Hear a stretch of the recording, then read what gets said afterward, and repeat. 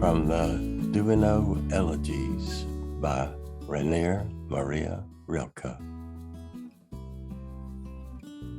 The First Elegy.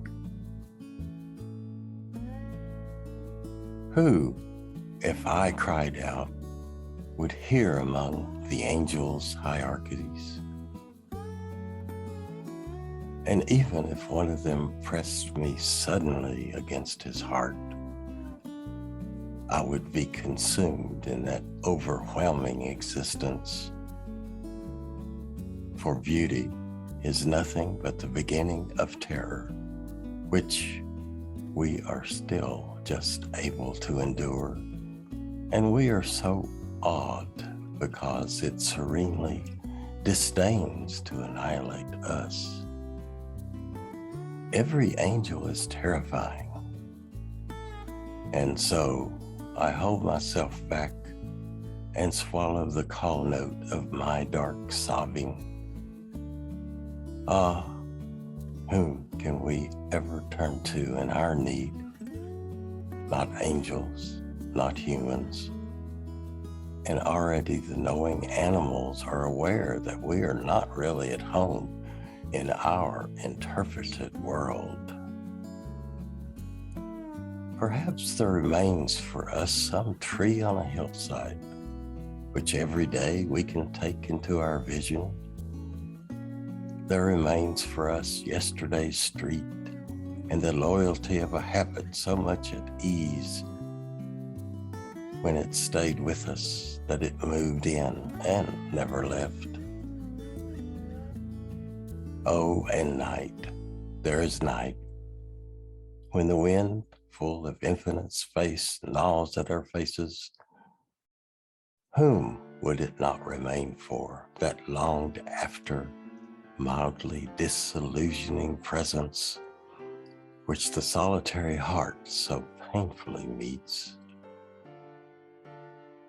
Is it any less difficult for lovers? But they keep on using each other to hide their own fate. Don't you know yet? Fling the emptiness out of your arms into the spaces we breathe. Perhaps the birds will fill the expanded air with more passionate flying. Yes, the springtimes needed you. Often a star was waiting for you to notice it. A wave rolled toward you out of the distant past, or as you walked under an open window, a violin yielded itself to your hearing. All this was a mission, but could you accomplish it? Weren't you always distracted by expectation, as if every event announced a beloved, where you can find a place to keep her with all the huge strange thoughts inside you going and coming, and often stay all night? But when you feel longing, sing of women in love where their famous passion is still not immortal. Sing of women abandoned and desolate. You envy them almost, who could love so much more purely than those who were gratified. Begin again and again the never attainable praising. Remember, the hero lives on. Even his downfall was merely a pretext for achieving his final birth. But nature, spent and exhausted, takes lovers back into herself, as if there were not enough strength to create them a second time.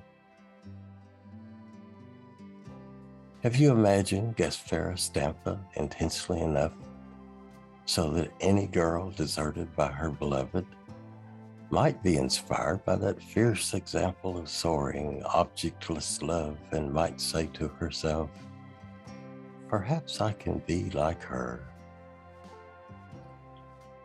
Shouldn't this most ancient of sufferings finally grow more fruitful for us?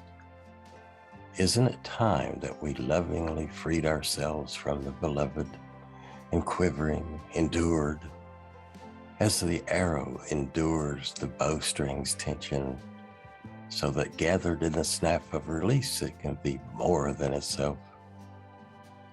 For there's no place where we can remain. Voices, voices, listen, my heart, as only saints have listened, until the gigantic call lifted them off the ground, yet they kept on, impossibly kneeling, and didn't notice at all. So complete was their listening.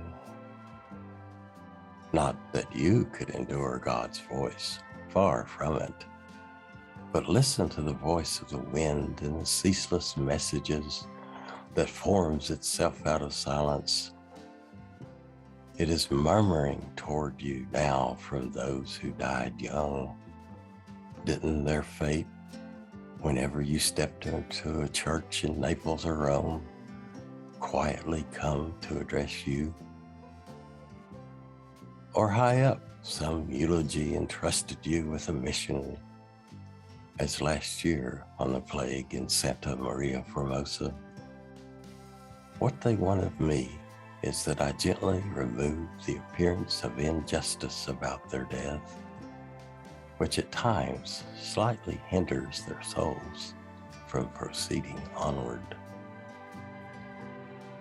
Of course, it is strange to inhabit the earth no longer, to give up customs one barely had time to learn, not to see roses and other promising things in terms of their human future, no longer to be what was in infinitely anxious hands, to leave even one's first name behind, forgetting it as easily as a child abandons a broken toy.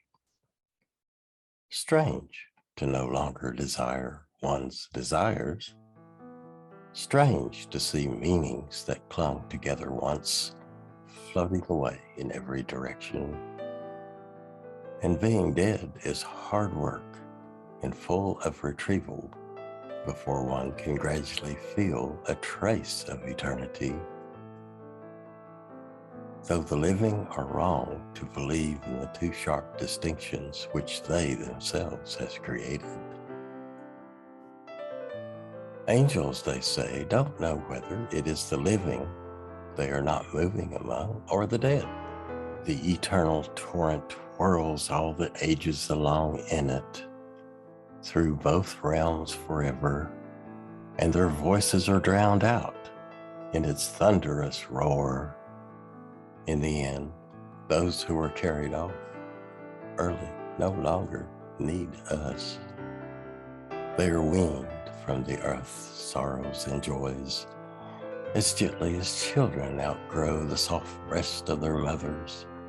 But we, who do not need such great mysteries, we for whom grief is so often the source of our spirit's growth, could we exist without them?